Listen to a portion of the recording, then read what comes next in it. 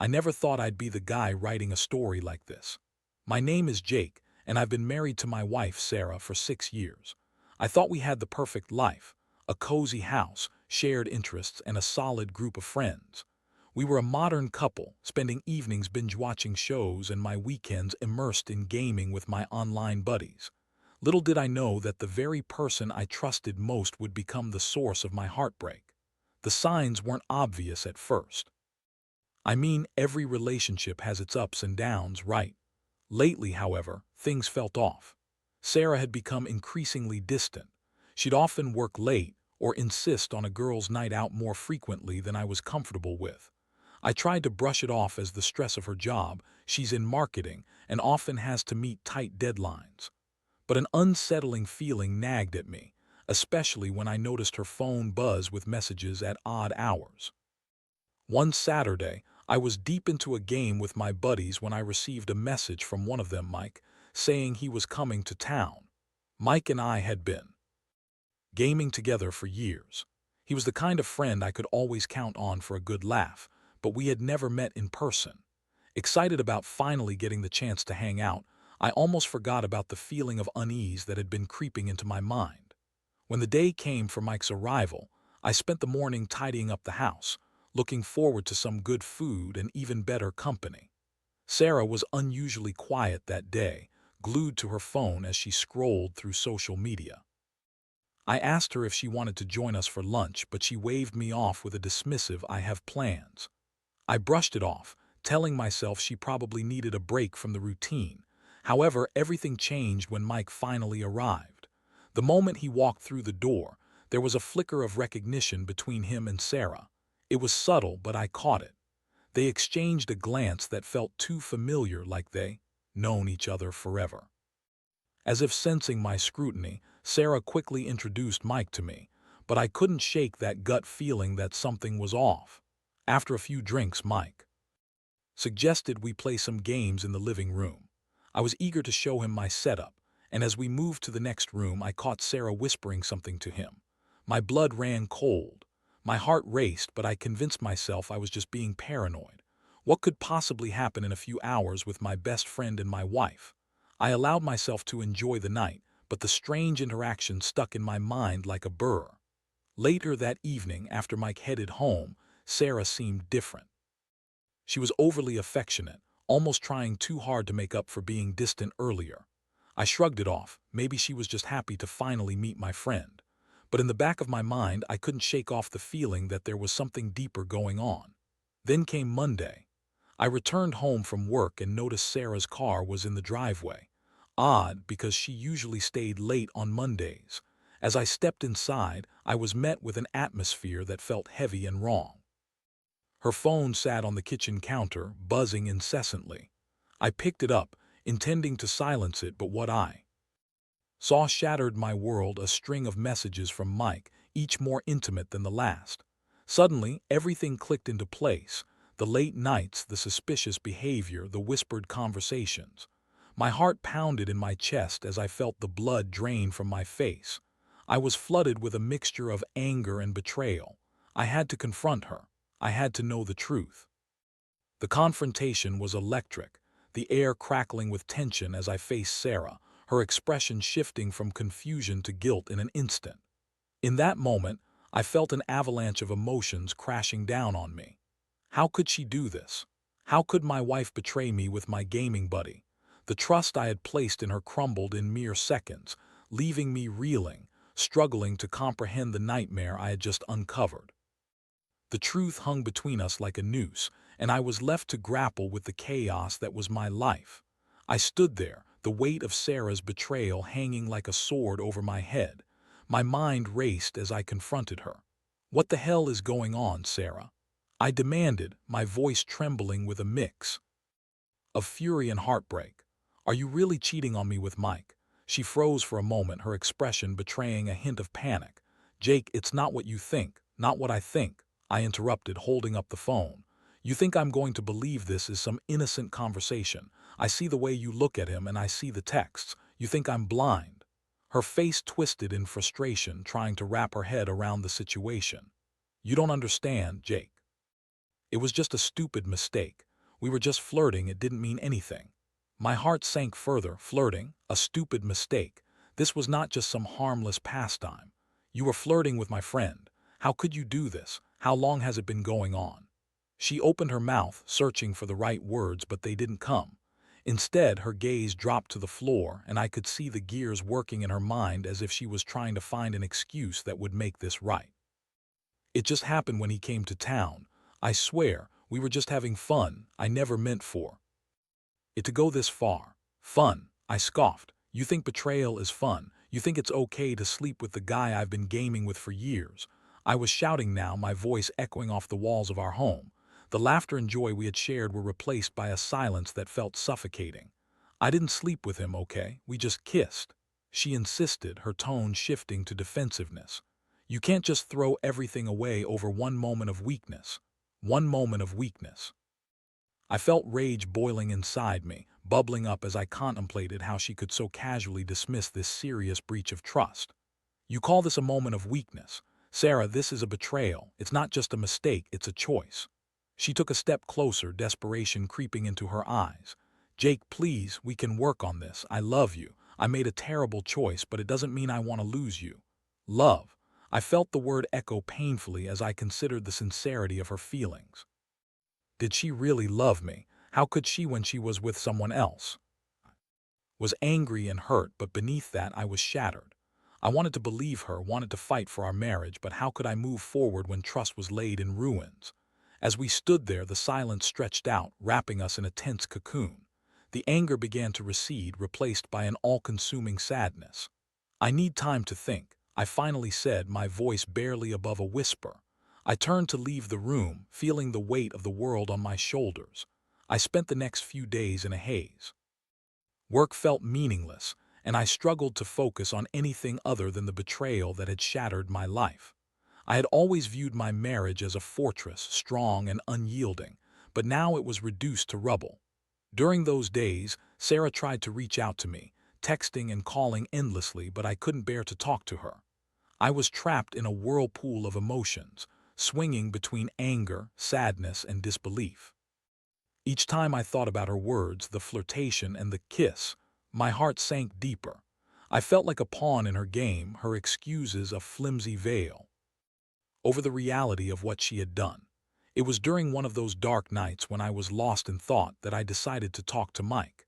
I felt torn. I had always considered him a friend, but now he was at the center of this storm.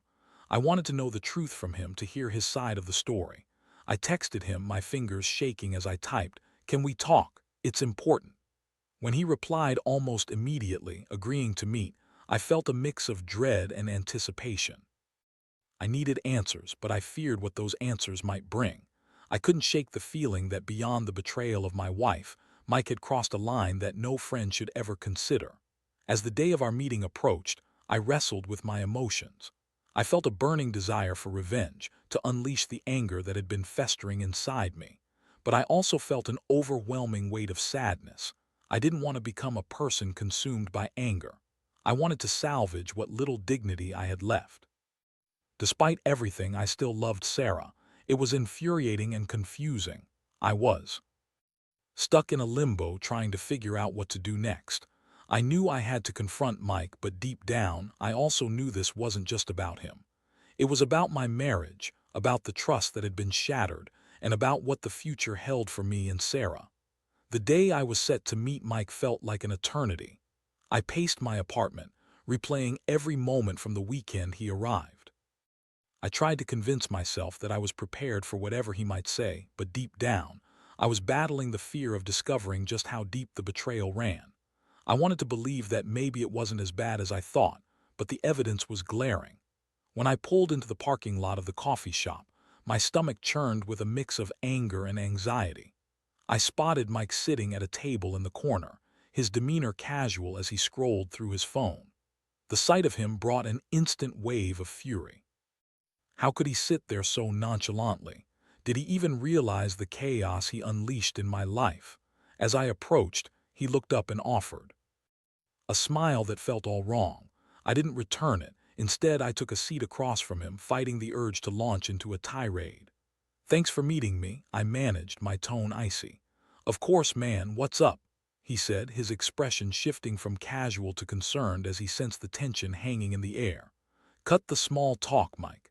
I know about you and Sarah," I blurted out, the words exploding from my mouth before I could think twice.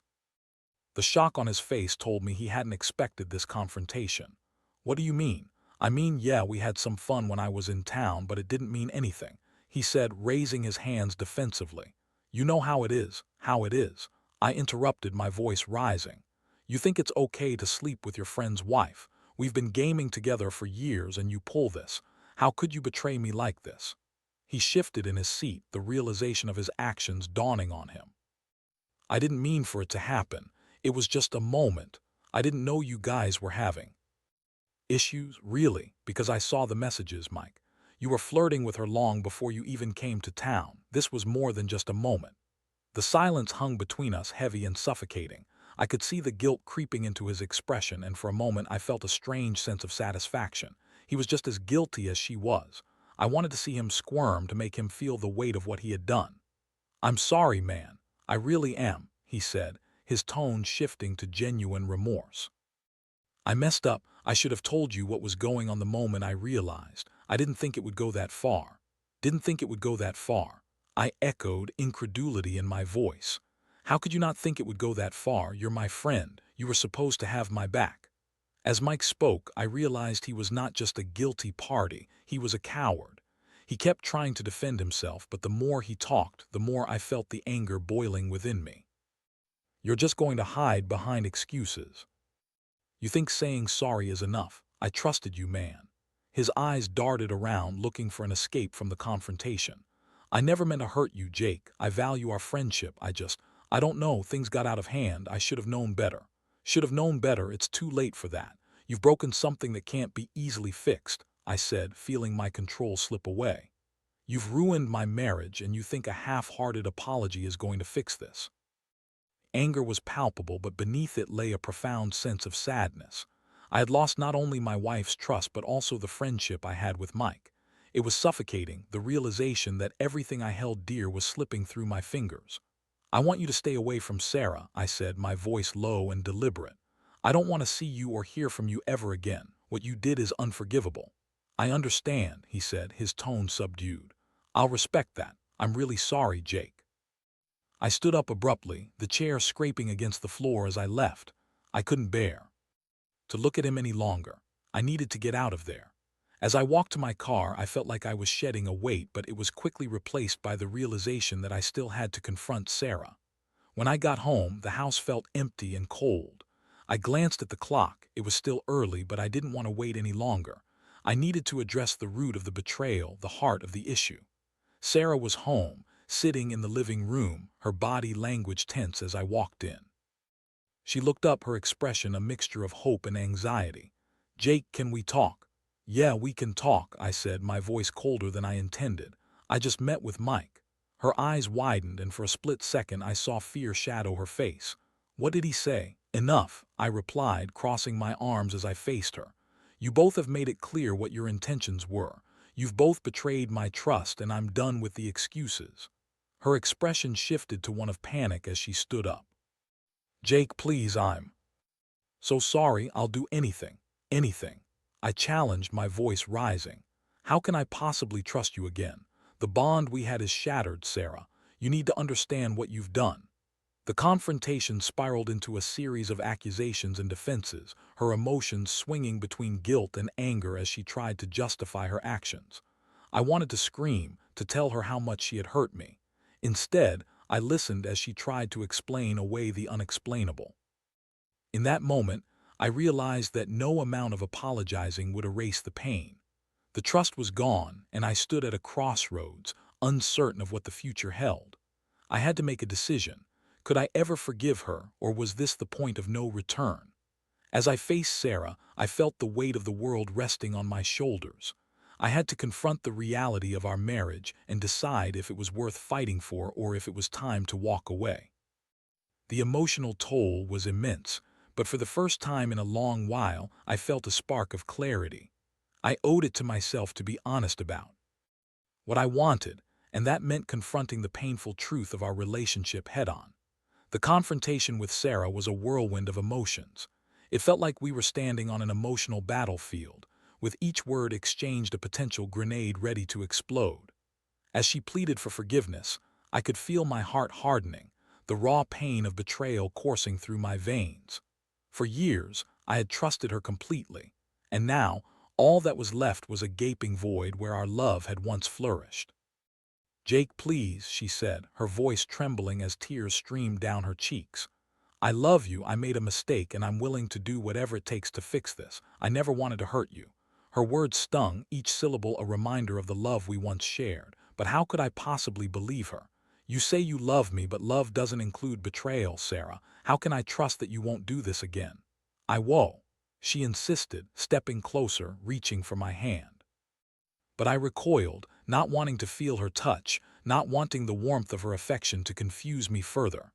"I do want to lose you, Jake. I'll go to counseling, I'll do anything, just give me a chance." "Do you really think counseling will fix this?" I shot back, frustration boiling over. "You've shattered my trust into a million pieces.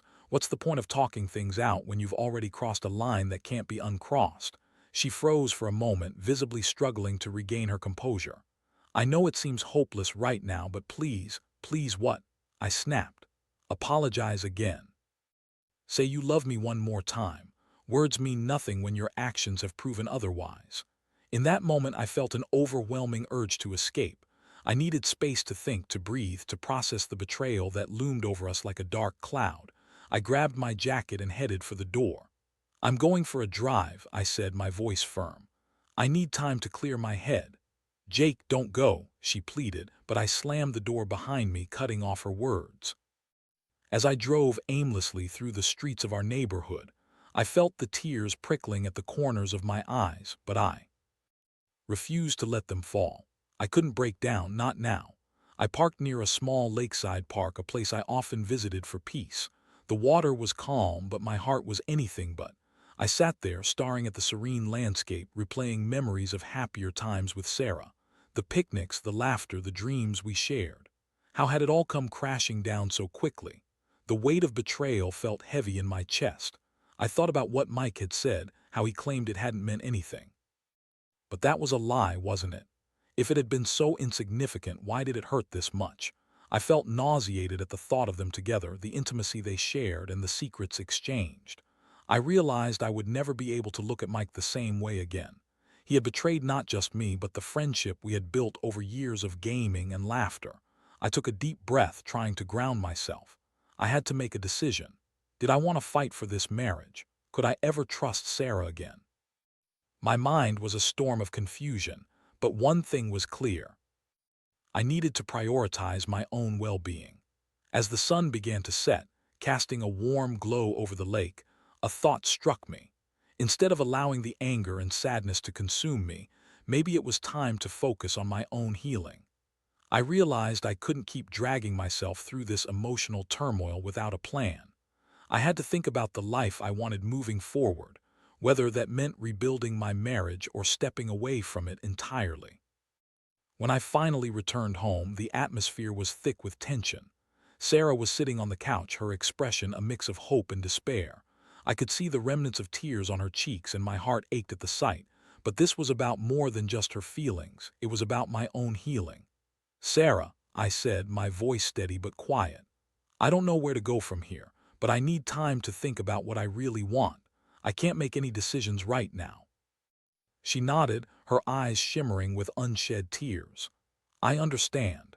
Just know that I will do anything to prove to you that I love you, that I want to fix this." "I appreciate that," I replied, though doubt still lingered in my mind. "But I need space. I need to figure out if this is something worth saving." As I retreated to the bedroom, I felt a sense of relief wash over me. I didn't have any answers, but I was finally taking charge of my own narrative. I had been a victim of betrayal, but I wouldn't allow myself to be a victim of despair. The next few weeks were a blur. I focused on myself, immersing myself in my hobbies, reconnecting with friends, and slowly rebuilding my sense of self. I decided to start attending counseling sessions on my own, seeking a safe space to unpack the emotional turmoil I was experiencing. It was a difficult journey, but I knew I had to confront the pain and find a way to heal. Meanwhile, Sarah respected my need for space. She sent me periodic texts, always expressing her love and willingness to work on our issues. But I remained guarded. I wasn't ready to dive back into the tumultuous waters of our relationship. As I navigated through my feelings, I had to confront my own disappointments and fears. I often thought about the life I wanted for myself. Did I envision a future with Sarah, or was it time to step away from the marriage that had been tainted by betrayal? Every day felt like a step towards clarity, but the question of whether I could truly forgive her loomed over me like a shadow. I was on a path toward healing, but I also knew that the decision would eventually come down to what I truly wanted and whether I could ever rebuild the trust that had been shattered. It was a journey of self-discovery, and I was determined to emerge stronger, regardless of the outcome. As the weeks dragged on, I felt like I was living in a weird limbo. My days became a mix of therapy sessions, gaming with friends, and occasional awkward encounters with Sarah. There were moments when I thought I could forgive her. I would see glimpses of the woman I fell in love with, the laughter in her eyes, the way she could light up a room. But those moments were often overshadowed by the painful reminders of her betrayal. I had set boundaries. I told Sarah I needed time, and while she respected it, I could sense her desperation beneath the surface. She would send me messages that ranged from heartfelt apologies to frantic pleas for us to just go back to how things were. Each time, I felt a tightening in my chest. I wanted to believe her, to think that love could conquer all, but the reality of what had happened loomed large. One evening, I found myself playing a game late into the night with Mike. It was a distraction, a way to escape my thoughts. We had established a strained truce, but every time I saw his name pop up on my screen, I couldn't shake the resentment that surged through me. After a particularly intense gaming session, he texted me, "Hey man, you doing okay? I know things have been rough." I hesitated for a moment before replying.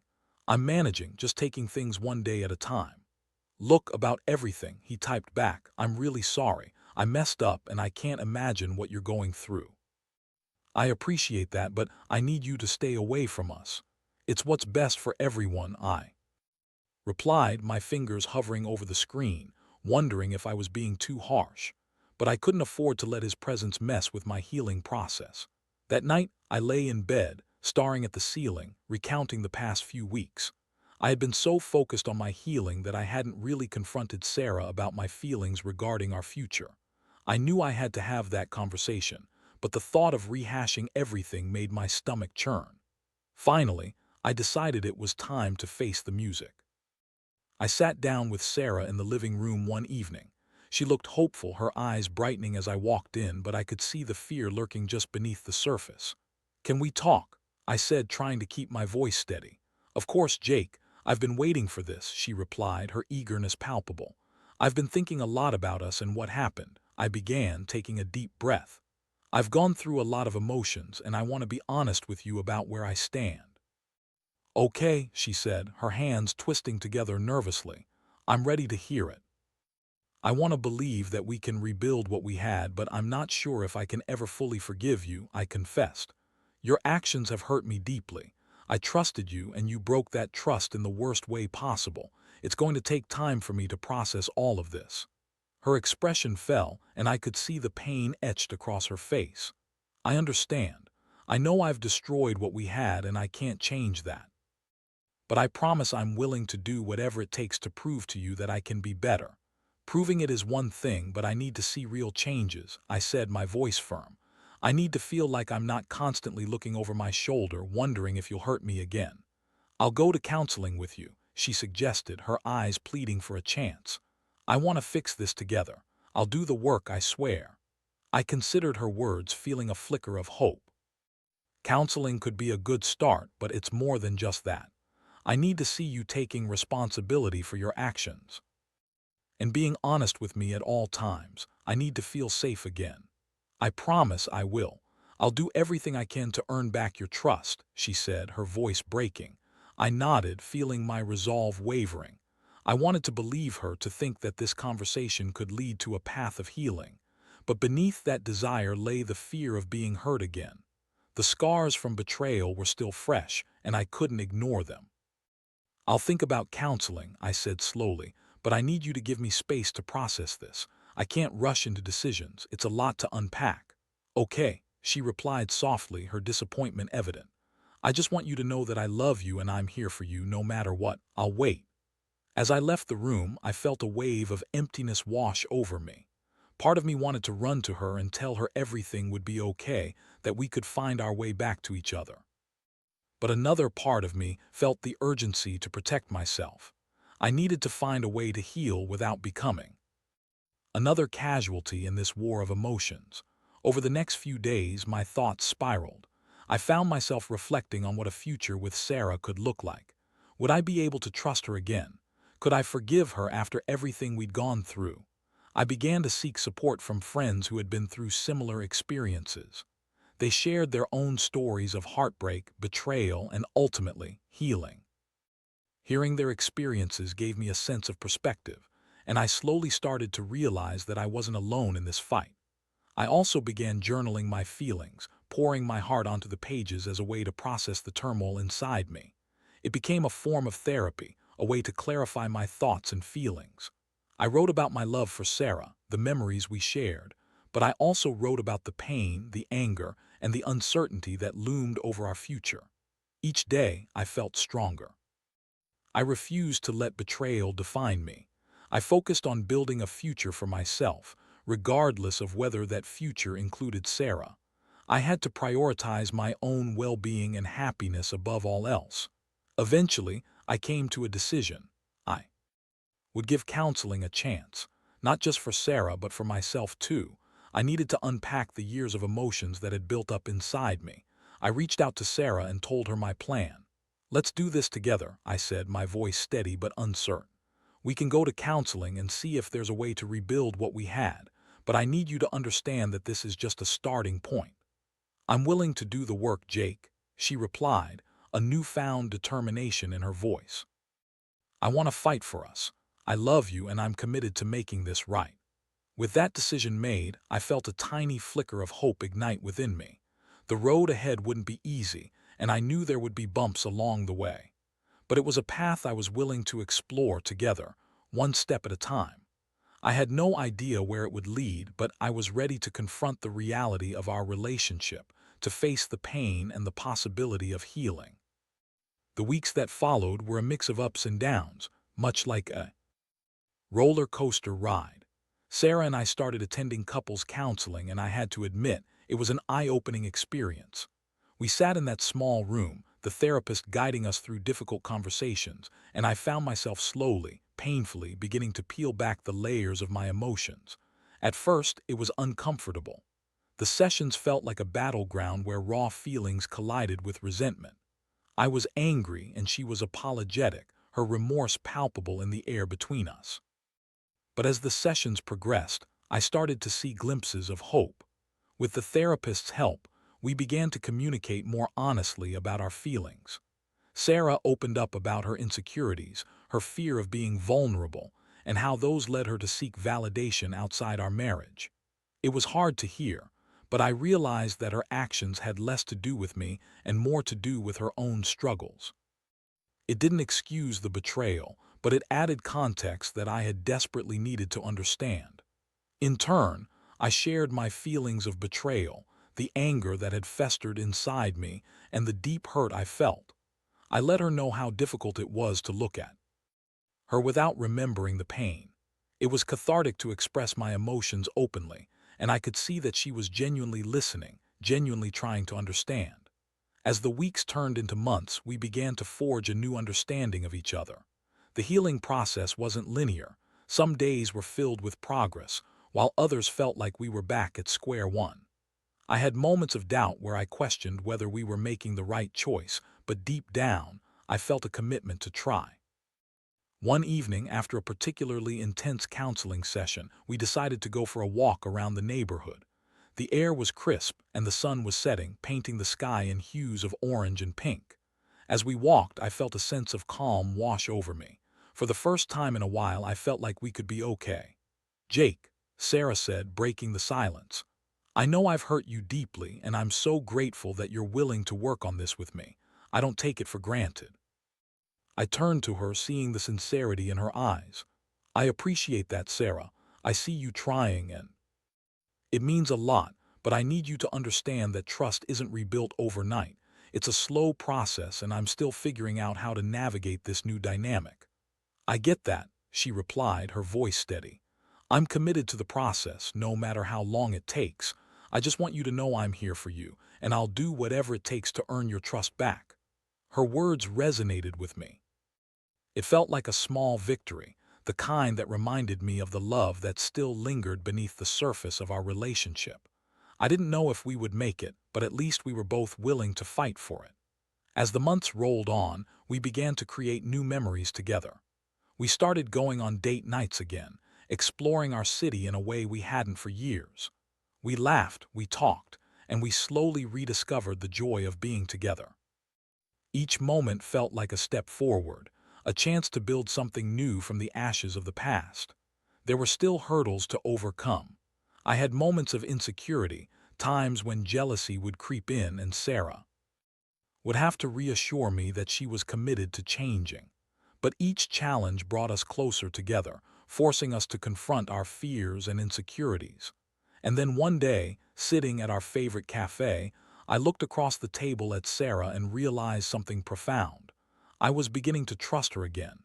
It wasn't complete, but it was a start. I saw her not just as the woman who had betrayed me, but as the partner I had chosen to share my life with, a partner who was actively working to make amends. "Jake, I know we still have a long way to go, but I feel like we're making progress," she said, a hint of hope in her voice. "Yeah," I replied, a smile creeping onto my face. "I think we are. It's not easy, but I'm starting to believe we can come out of this stronger." As we talked, I realized that the path forward wouldn't be without challenges. There would still be moments of doubt, of hurt, and of fear. But for the first time in a long time, I felt a sense of optimism. We were learning to communicate, to be vulnerable with each other, and to share the weight of our past. I had learned a lot through this journey, not just about love and forgiveness, but also about resilience. I realized that life doesn't always go according to plan. Sometimes it throws you into the depths of despair, forcing you to confront your deepest fears. But in that darkness, there is a chance for growth, a chance to emerge stronger than before. As I looked across the table at Sarah, I felt a flicker of hope ignite within me. Maybe, just maybe, we could rebuild our marriage brick by brick and transform it into something beautiful. It would take time, effort, and a lot of patience, but I was ready to embrace that challenge. Together, we would navigate our way through the complexities of love and trust, and I was learning to believe in the possibility of a brighter future.